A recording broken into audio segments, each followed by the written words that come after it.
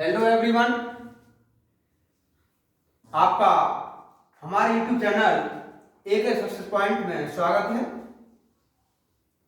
आपका अब तक हम चला रहे थे वर्गमूल और घनमूल पर आधारित कुछ प्रॉब्लम्स।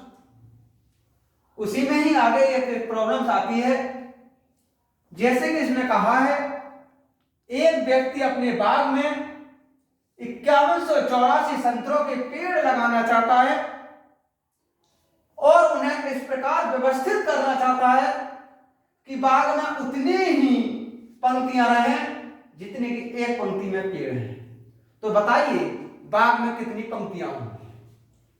अगर इस तरह का कोई भी क्वेश्चन आता है तो समझ लीजिए कि दी गई संख्या का हमें वर्गमूल ज्ञात करना है, क्योंकि उसने कहा बाग में उतनी ही पंक्तियां हैं जितनी की एक पंक्ति में पेड़ है। तो ऐसे मान लीजिए कि जो पंक्तियां हैं वो x है, तो यही बाग में पेड़ों के बराबर होंगे। तो कुल पेड़ कितने हो जाएंगे फिर x इंटू एक्स, और एक्स स्क्वायर बराबर होगा 5184। कहने का मतलब उसका ये है। अगर हम इस संख्या का वर्गमूल ज्ञात कर दें तो समझ लीजिए कि हमें बाग में पंक्तियां मिल जाएंगी। वर्गमूल निकालने का तरीका आपको पहले भी बताया। इसमें दो दो के जोड़े बना लीजिए।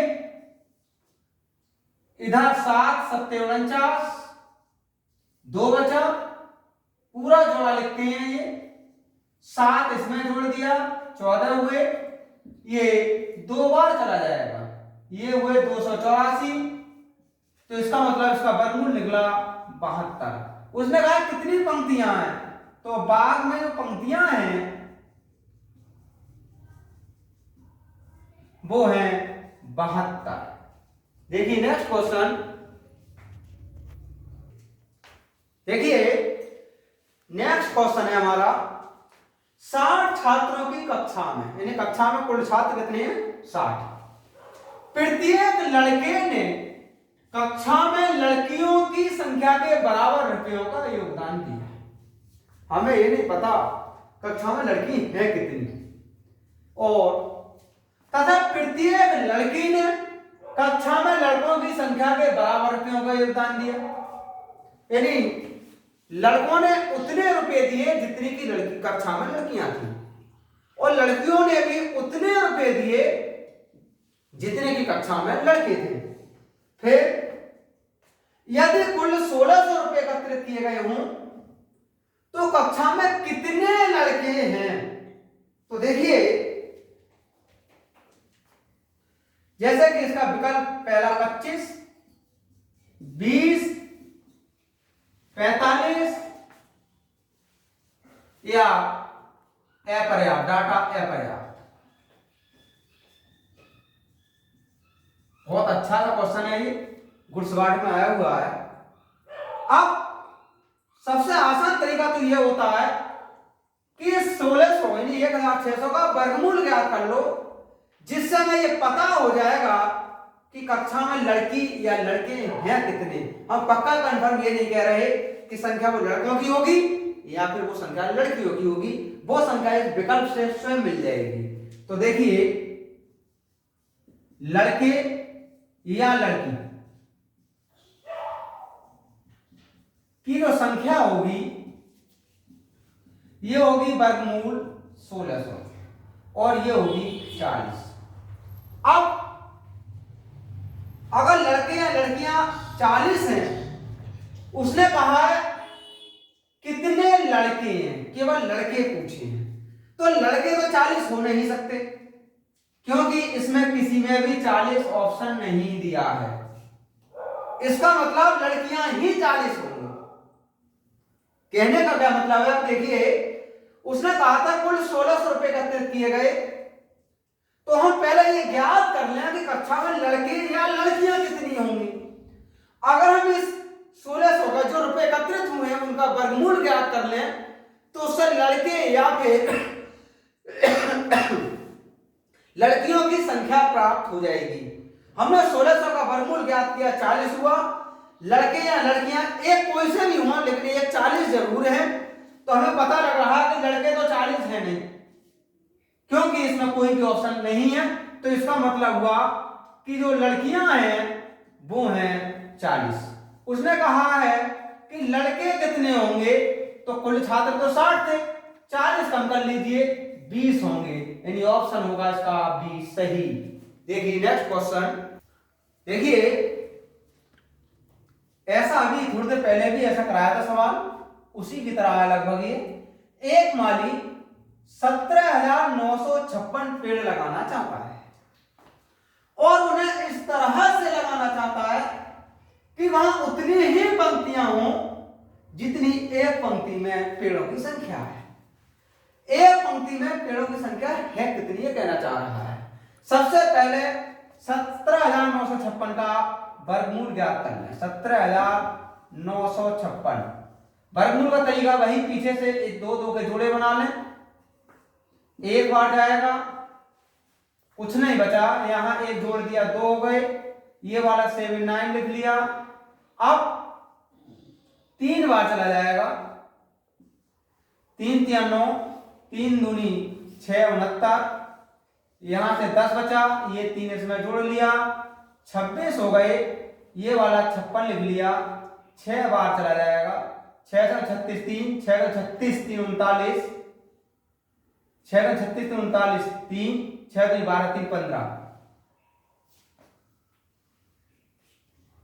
देखिए देखिए यहां से जितने बार यहां जाता है उतने यहां जाता है, 26 हुआ। अगला जोड़ा पूरा उतारा, 1056 हुआ, ये 4 बार चला जाएगा, 4 चौक 16 1, 4 संग 24 25 2, 4 दूनी 8 और 2 10, ये पूरा हुआ। उसने कहा था एक पंक्ति में पेड़ कितने होंगे, तो एक पंक्ति में पेड़ होंगे 134, तो एक पंक्ति में पेड़ ये होंगे 134। देखिए नेक्स्ट क्वेश्चन, देखिए दो धनात्मक संख्याओं के वर्गों का अंतर 28 है और वर्गों का योग 100 है। इन संख्याओं का योग कितना होगा? मान लीजिए कि वो संख्या a और b हैं, तो इसका मतलब इन दोनों संख्याओं के वर्गों का अंतर तो 28 है, तथा इन दोनों संख्याओं के वर्गों का योगफल 100 है। अब दोनों को जोड़ दिया, 2a², ये हो जाएगा 128, a² बराबर हो जाएगा 64, तब a बराबर होगा 8। यहां से b ज्ञात करें तो 64 प्लस b² बराबर होगा 100, b² बराबर होगा 100 माइनस 64, b² बराबर 36, b बराबर होगा 6। उसने कहा है संख्याओं का योग कितना होगा, तो 8 प्लस 6 ये हो जाएगा 14। यही उसने कहा था कि दो संख्याओं के वर्गों का अंतर 28 जबकि वर्गों का योग 100 है, तो उन संख्याओं का योग कितना होगा, तो उन संख्याओं का योग होगा 14। देखिए नेक्स्ट क्वेश्चन है, दो संख्याओं का योग 29 है, यानी दो कोई भी संख्याएं हैं जिनका योग 29 है। मान लीजिए वो संख्या a और b है, तो a और b को जोड़ करके 29 है। वाह, उन संख्याओं के वर्गों का अंतर 145 है, यानी अगर a² माइनस b² कर दें तो ये 145 है। उन संख्याओं का अंतर क्या है? इसे हम ऐसे भी लिख सकते हैं a माइनस b और a प्लस b बराबर 145। हमें a माइनस b ज्ञात करना है, इसका मान 29 दिया है उसने, 145, 29 पंजे 145, तो उन संख्याओं का जो अंतर होगा वो होगा 5। देखिए इस तरह का सवाल दिया हमें और उन संख्याओं में अंतर पूछा है, इसलिए संख्याओं को ज्ञात करना उचित नहीं है। सिर्फ हमें तो अंतर ज्ञात करना है, संख्या ज्ञात करके हमें कोई लाभ नहीं होगा। इसलिए हमने क्या किया, संख्या का योग 29, वर्गों का अंतर 145 है, इसे a square minus b square बराबर होता है a plus b into a minus b, और a प्लस बी का मान 29 दिया है, 29 पंजे 145, तो संख्या में अंतर होगा 5। देखिए नेक्स्ट क्वेश्चन, देखिए नेक्स्ट क्वेश्चन है ये, किसी पूर्णांक के वर्ग को यदि उसके घन में से घटाया जाए तो शेषफल 48 आता है, वह पूर्णांक क्या होगा? विकल्प ये दिए हैं। मान लीजिए पूर्णांक a है, तो इस पूर्णांक के घन में से इसके वर्ग को अगर घटा देते हैं तब 48 आता है।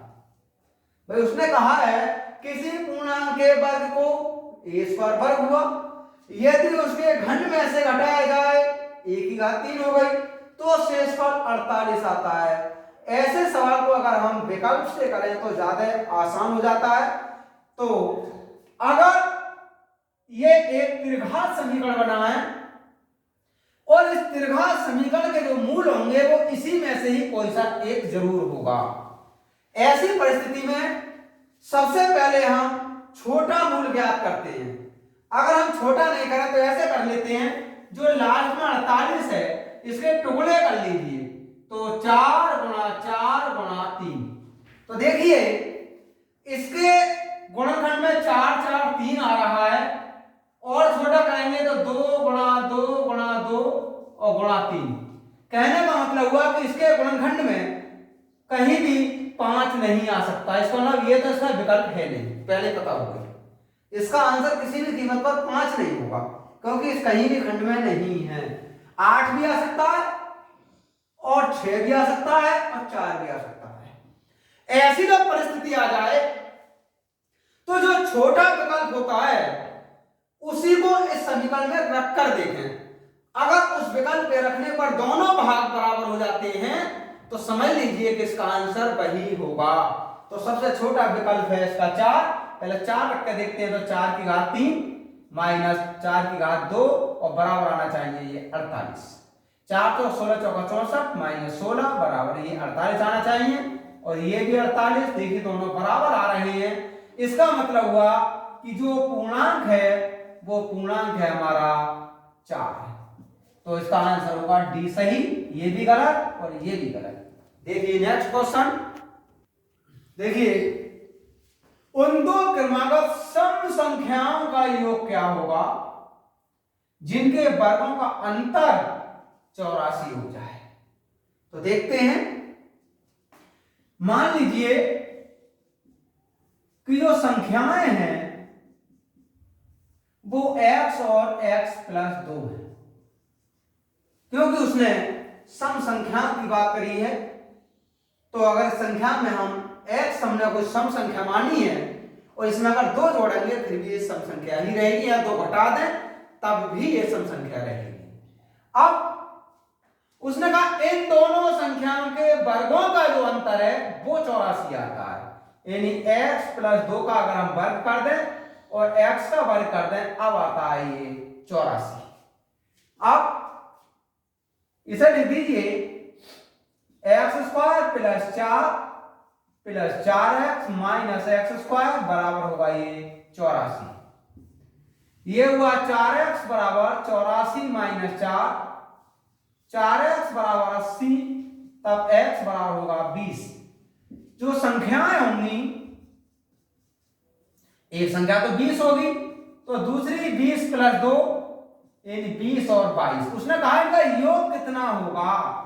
तो देखिए 20 और 22 को अगर जोड़ दें तो इनका योग होगा 84। उसने यही कहा था कि जिनके उन दो क्रमागत सम संख्याओं का योग क्या है, जिनके वर्गों का योग 84 है, तो 20 और 22 को अगर हम जोड़ें ये हो जाएगा 42, यानी वो संख्या होंगी 20 और 22। देखिए नेक्स्ट क्वेश्चन, देखिए नेक्स्ट क्वेश्चन आता है हमारा, यदि दो संख्याओं का योग 22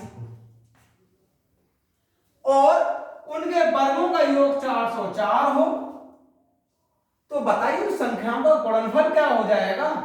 मान लीजिए संख्या a और b है, तो इसका मतलब इन दोनों का योगफल 22 होना चाहिए, तथा इनके वर्गों का योग 404 हो, यानी ए स्क्वायर और बी स्क्वायर का मान 404 है। तो बताइए इन संख्याओं का गुणनफल कितना होगा। इसके दोनों ओर वर्ग कर लें अगर हम, ये हो जाएगा 22 का वर्ग। इसे खोलेंगे A square plus B square plus 2ab, ये हो जाएगा 484।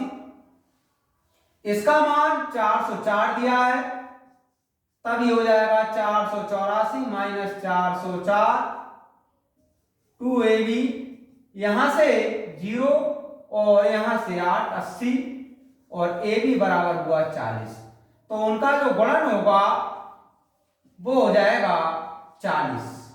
उसने जैसे कहा था उन संख्याओं का गुणनफल क्या होगा, तो उन संख्याओं का गुणनफल होगा 40।